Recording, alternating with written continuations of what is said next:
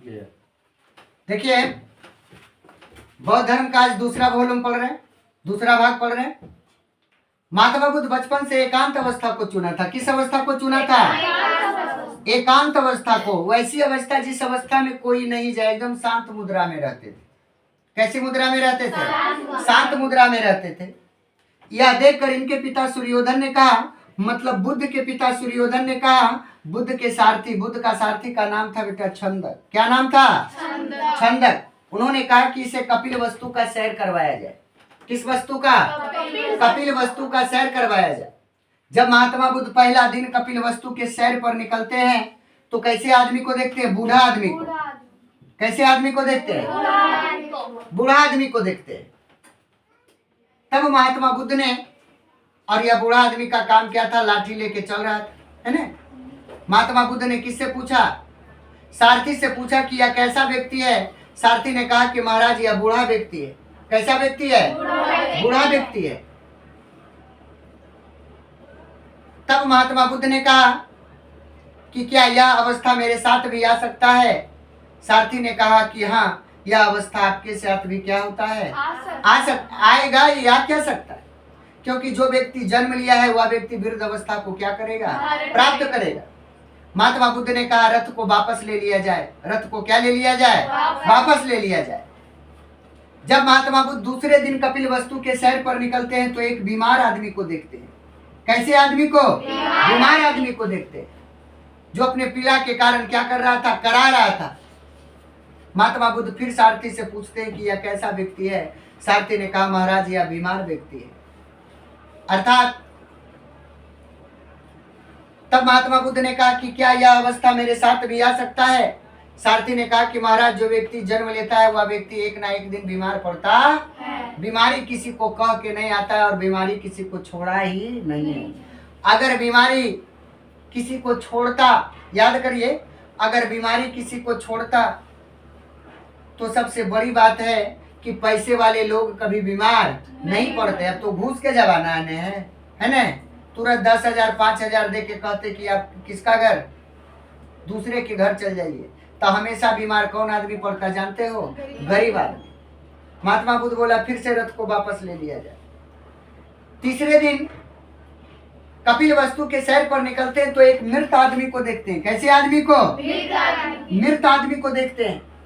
महात्मा बुद्ध ने कहा कि यह कैसा व्यक्ति है?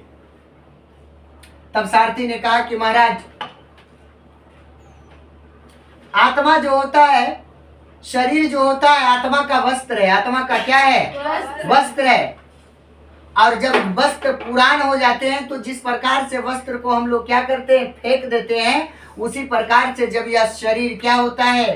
पुरान हो जाता है ना? यह शरीर क्या होता है बाबू? पुरान होता है। तो पुरान होने के क्रम में आत्मा जो है शरीर से क्या होता है? बाहर निकल कर कोई नए जीव को क्या करता है? धारण करता है, नए शरीर को धारण कर लेता है। महात्मा बुद्ध ने कहा कि क्या यह अवस्था मेरे साथ आएगा?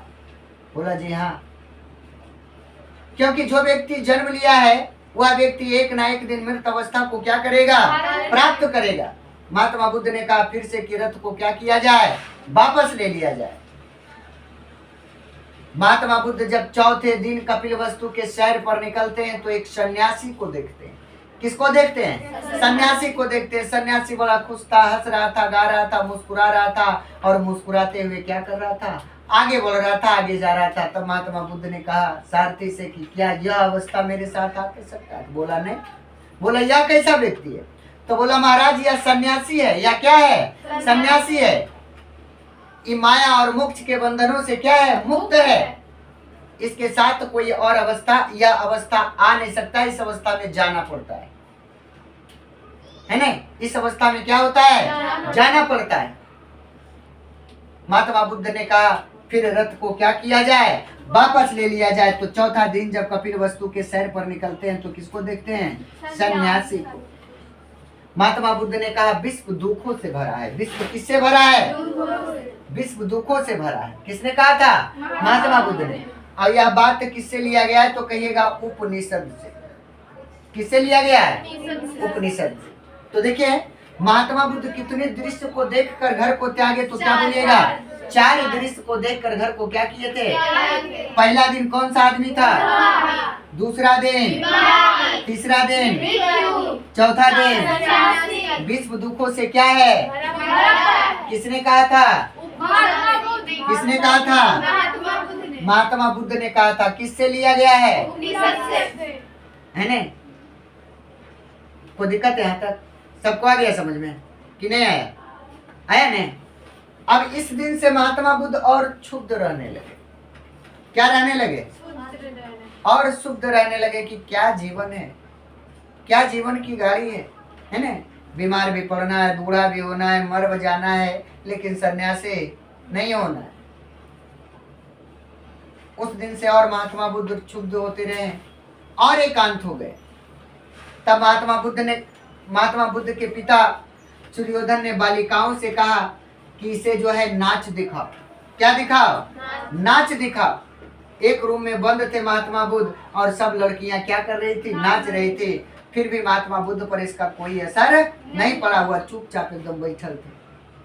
और सोचते सोचते क्या हो गए? महात्मा बुद्ध सो गए। सो जाने के बाद अब नाचे वाला, देखे वाला सो गया तो नाचे वाला नाचेगा?